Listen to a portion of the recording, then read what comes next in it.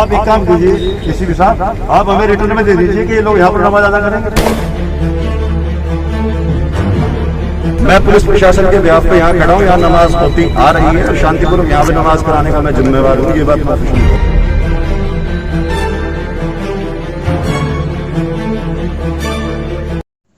अस्सलाम वालेकुम नाज़रीन, मैं सईद खान और आप देख रहे हैं हकीकत इंडियन टीवी।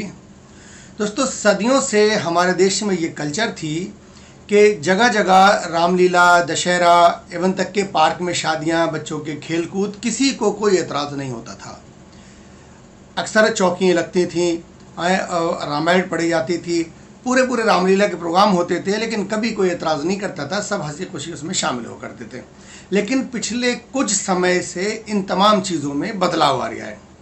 अभी हाल ही की खबर है 2 दिन पहले की, यानी कि 1 अक्टूबर जुमे के दिन गुड़गांव सेक्टर 47 में नमाज का विरोध फिर से शुरू हो गया है।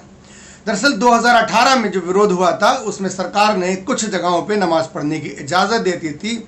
इसी में सेक्टर 47 भी शामिल है, यानी कि 2018 से उसमें जुमे की नमाज अदा की जा रही थी।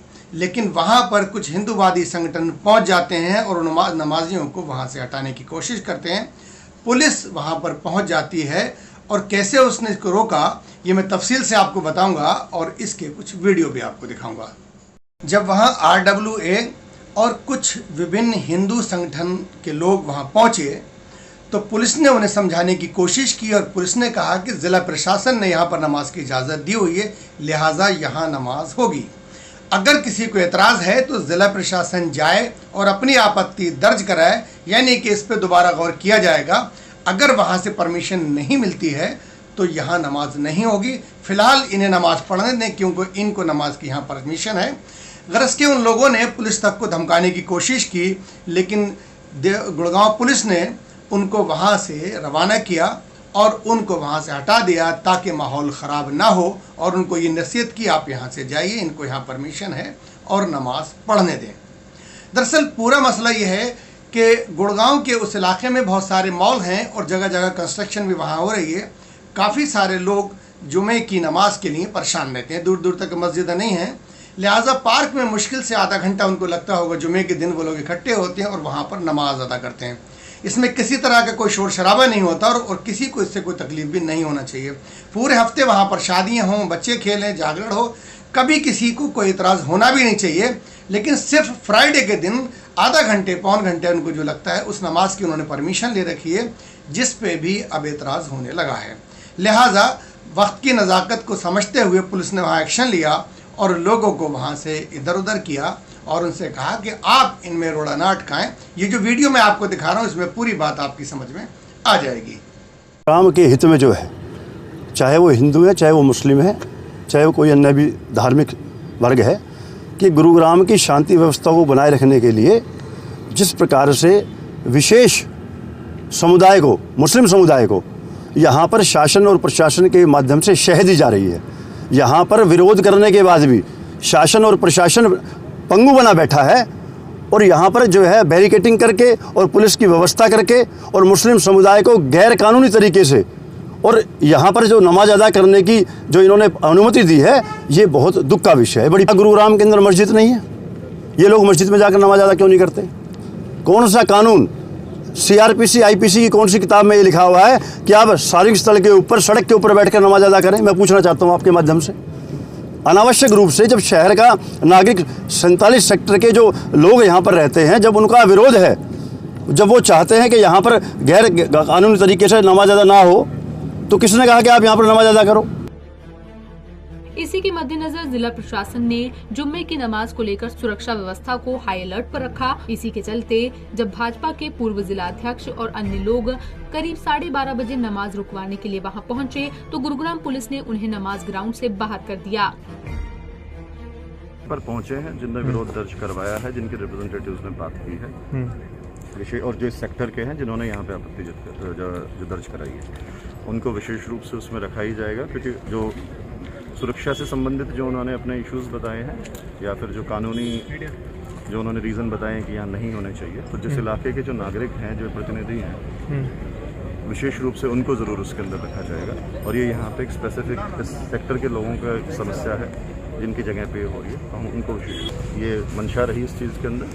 पिछली बार जो आरोप लगाया गया या उससे पहले भी कुछ लोग हैं जो अपने फेसबुक पे फेम पाने के लिए झूठा इस तरीके की खबरें फैलाते हैं। उनकी बात ही शुरू कैमरा ऑन करके होती है, इस तरीके की स्टेटमेंट बोल करके वो डालते हैं। यहाँ पे पिछले शुक्रवार को या उससे पहले कोई भी किसी भी लड़की के साथ या महिला के साथ कोई भी छेड़खानी की या कोई भी अपराध की ना तो सूचना है, ना शिकायत है, और ना ही ये लोग आज बता पाए।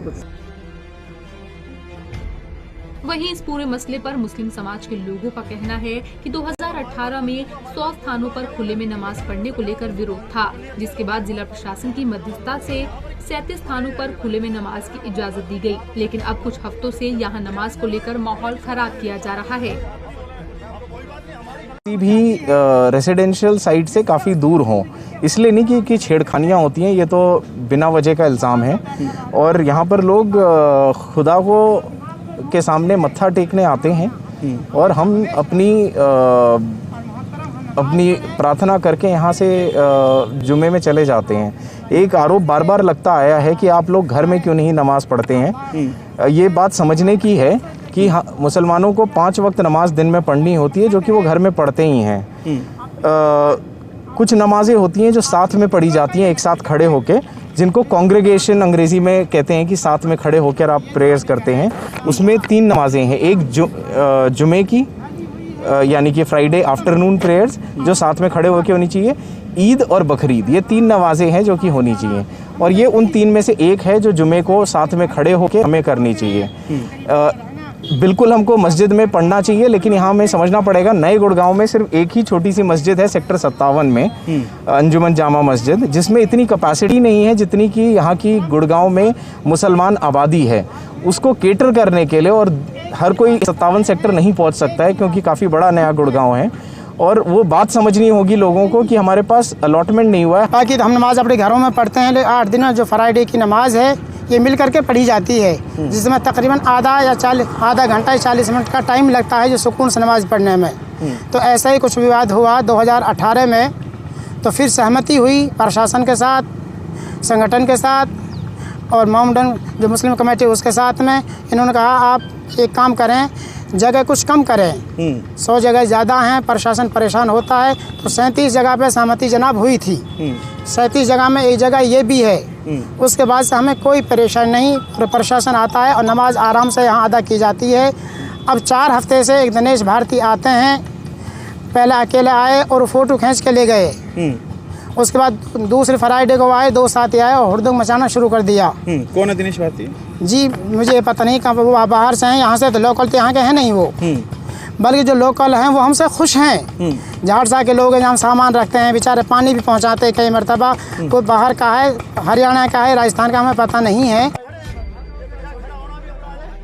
वहीं एसीपी सदर ने बताया कि दिनेश भारती नामक शख्स के खिलाफ सेक्टर 50 थाने में माहौल खराब करने को लेकर मामला भी दर्ज किया गया है। आपको बता दें, दिनेश भारती हिंदू वाहिनी सेना का नेता बताया जा रहा है, जिसकी तरफ से बीते कई हफ्तों से खुले में नमाज का न केवल विरोध किया जा रहा है, बल्कि सोशल मीडिया पर झूठा प्रचार कर माहौल को खराब करने की कोशिशें भी की जा रही है। इन्हीं आरोपों के तहत दिनेश भारती को गिरफ्तार किया गया और गुरुग्राम पुलिस मामले की तफ्तीश कर रही है। आपको बता दें कि साल 2018 में भी इसी तरह खुले में नमाज को लेकर विरोध किया गया था। इसके बाद 37 थानों को जिला प्रशासन की तरफ से नमाज के लिए चिन्हित किया गया। अब देखने वाली बात होगी कि खुले में नमाज का ये मामला कितना तूल पकड़ता है और प्रशासन किस तरह से इसे शांत करवा पाता है। पंजाब केसरी टीवी के लिए गुरुग्राम से नीरज वशिष्ठ की रिपोर्ट।